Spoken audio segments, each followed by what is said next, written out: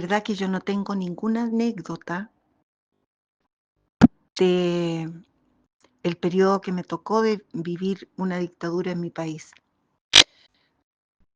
De partida porque yo no le puedo llamar anécdota a situaciones tan dolorosas, algunas tan estresantes y que como joven, adolescente y joven me tocó vivir, no le llamaría eventos, no le llamaría anécdota. Eh, La señora María también nos contaba de sus situaciones. no solamente dolorosas, sino también traumáticas. Por lo tanto, es difícil em, tratar de verbalizar el miedo, el terror, Muchos de los jóvenes no pudieron seguir sus vidas diarias. Todo cambió, todo fue distinto. unos años de juventud que no se pudieron vivir como todos hoy día la viven. Qué difícil es relatar cómo un adolescente se tiene que enfrentar a restricciones, incluso para reunirse con sus amistades. La señora María nos contaba de sus años difíciles en la dictadura, donde muchas libertades tuvieron que ser restringidas, muchas cosas juveniles tuvieron que ser paradas, ya no podían ser libres como lo eran antes, pues lo controlaban todo. No es muy fácil. A nadie que le tocó vivir esos años y que fue consciente de que estábamos en una dictadura cruel, dolorosa, terriblemente, de una manera aniquiló aspectos que eran tan importantes para un ser humano en su desarrollo.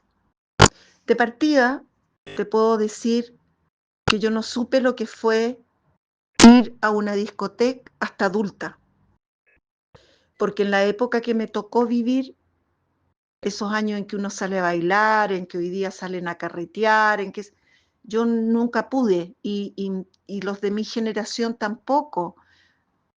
No podíamos quedarnos más allá del toque de queda.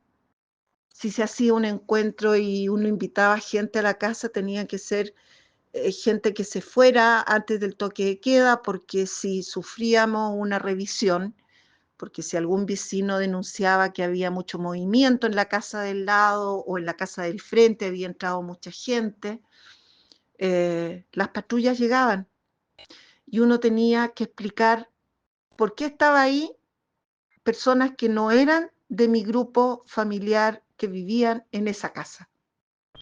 Entonces, si había alguien sin su documentación, sin su carnet, sin cómo demostrar a quién era, simplemente era detenido.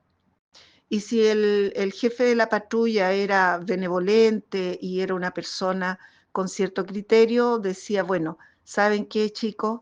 Siéntense, apaguen las luces, duerman, pero por favor no pueden seguir porque si pasa otra patrulla no va a reaccionar como yo. Vivir eso es 10 veces más que escuchar o siquiera intentar ponerse en esa situación. Ustedes comprenderán que había censura. Nosotros no teníamos acceso a la información, ni siquiera existían los celulares como ahora, no había libertad para expresarse, había mucha gente que denunciaba a otra si escuchaba que no estaba de acuerdo con esta dictadura. Por lo tanto, se vivía desde el terror, desde el miedo, desde la represión. Vivir los mejores años que se supone que uno se junta con los amigos, que sale, que lo pasa bien, que sale a fiesta, qué sé yo, esos años no existieron para un par de generaciones nuestras. Eh, en la universidad también uno corría riesgo, porque estaba lleno de gente que observaba y que denunciaba lo que uno decía, lo que uno conversaba, lo que uno pensaba. El único lugar donde podíamos llegar eran quizás la iglesia. La iglesia abrió sus puertas para que pudiéramos los jóvenes de alguna manera tener un espacio un poco menos peligroso, menos estresante, menos traumático. Pero también era un espacio donde no se podía expresar tranquilamente, porque uno nunca sabía quién había al lado que fuera a considerar que eso atentaba, era un atentado, era un ataque al gobierno, que se llamaba gobierno, pero que era una dictadura, y uno podía ser denunciada, y al ser denunciada podía ser detenida, y podrían no volver a su casa. Yo vi como en mi colegio sacaron el día del 11 de septiembre y los días posteriores de 1973, ingresaron patrullas y sacaban de la sala a alumnas que eran hijas de personas que se reconocían como de izquierda.